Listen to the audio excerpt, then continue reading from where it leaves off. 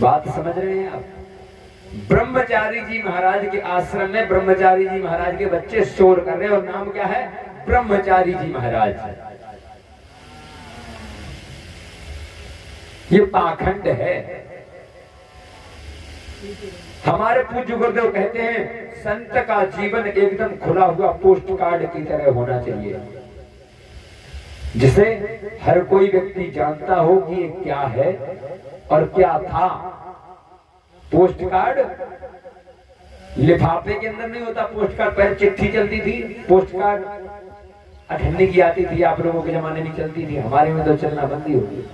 हमारे में तो अब फेसबुक, व्हाट्सएप, ट्विटर कोई कर चलता है। दादा के जमाने में चलती थी, पोस्ट कार्ड आता था 50 पैसे का, जिसमें डाकिया जो आता था वो भी पूरा पढ़ लेता था क्या क्या लिखा है, क्योंकि वो लिफाफे के अंदर बंद नहीं होती थी। और संतों का जीवन ऐसा ही होना चाहिए। हमारे पूज्य गुरुदेव कहते हैं ये बात कि संत का जीवन ऐसा होना चाहिए जिसके बारे में हर व्यक्ति जानता हो कि इसके जीवन में क्या हो चुका है, क्या होगा और क्या है, क्योंकि उसे किसी से डर नहीं होता। वो संत है, उसके जीवन में कुछ भी छुपा हुआ नहीं होना चाहिए, वही संत है। और गृहस्थ का जीवन लिफाफे की तरह होना चाहिए। अंदर से कितना भी सुंदर हो, कितना भी बुरा हो, लेकिन बाहर वाले व्यक्ति को नहीं पता होना चाहिए कि हमें किस बात की टेंशन और किस बात की खुशी। लिफाफा आप देखते हैं, जो लिफाफा होता है बाहर से कितना सुंदर बनाया जाता है और अंदर एकदम खाली।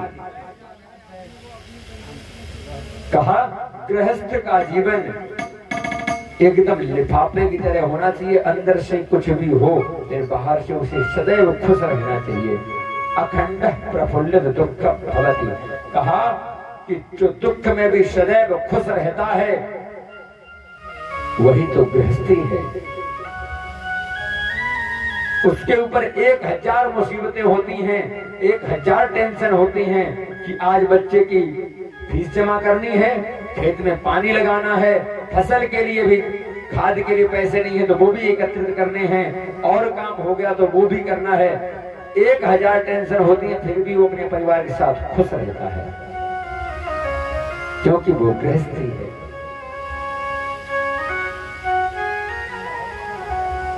आपकी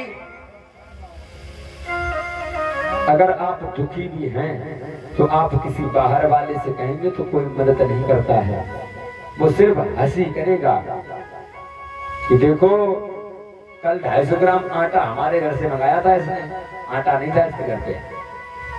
4 आदमी को बोलता है। गृहस्थी की ये जिंदगी है, इसीलिए भगवान ने सबसे बड़े गृहस्थ आश्रम को सबसे बड़ा आश्रम बताया है। कहा और थोड़े आगे बढ़े तो देखा एक परिवार में कलह हो रही थी।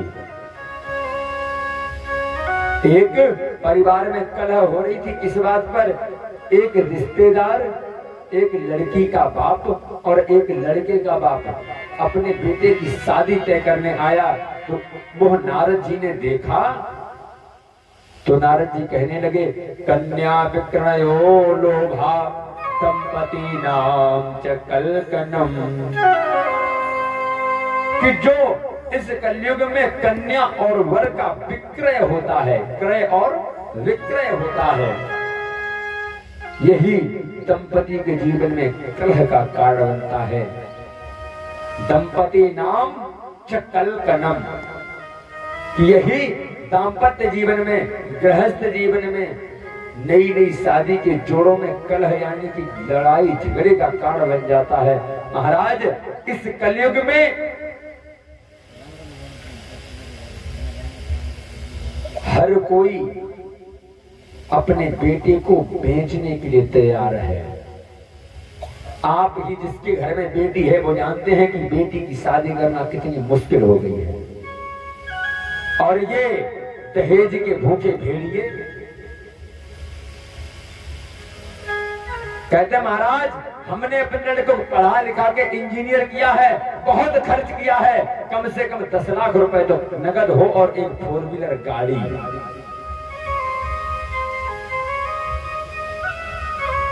क्यों महाराज? परीक्षित जी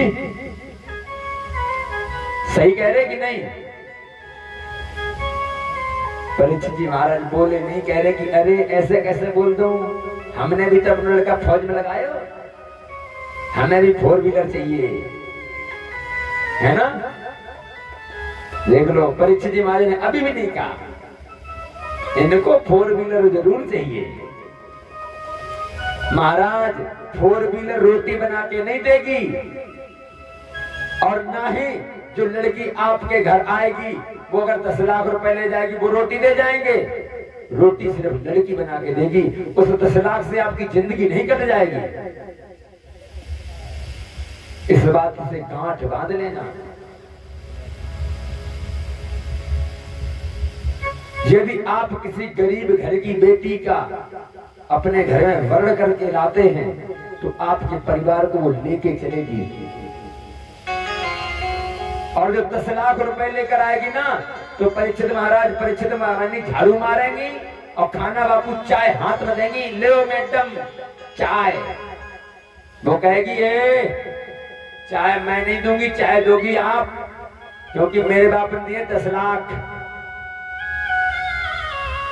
मेरे बाप ने दिए 10 लाख। और बाद में अपने पतिदेव के साथ यानी कि आपके बेटे के साथ बैठ के चली जाएगी, आप लगाओ झाड़ू पोछा, खाना पीना बनाओ, घूम के आएगी तो खाएगी और पर के सो जाएगी।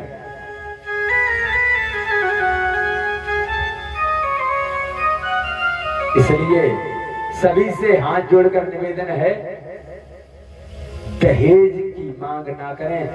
हर बेटी का पिता अपनी बेटी को अपनी जान से ज्यादा प्यार करता है और अपनी औकात से ज्यादा देने की कोशिश करता है। देगा अपनी बेटी को देगा, नहीं देगा तो अपनी बेटी को नहीं देगा। आपसे कुछ ले रहा है क्या?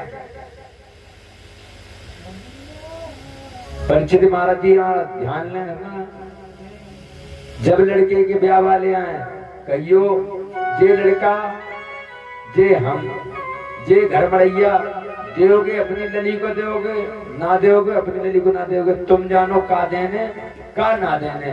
बस बेटी पढ़ी लिखी होनी चाहिए, संस्कारवान होनी चाहिए, जो हमारे परिवार को आगे लेकर चल सके।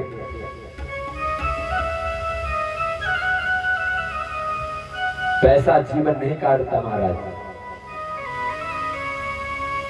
पैसा जीवन नहीं काटता।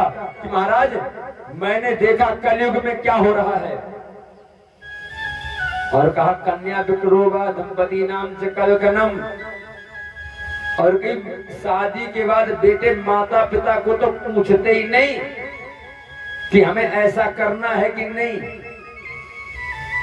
कि या तो अपनी पत्नी से सलाह करते हैं और नहीं तो पत्नी के भाई से। श्यालको बुद्धिदायक, ये भागवत में लिखा है महाराज, हम अपनी मन से नहीं कह रहे, ये भागवत में लिखा है। श्यालको बुद्धिदायक, कि कलयुग में बच्चे अपने माँ बाप से नहीं पूछते।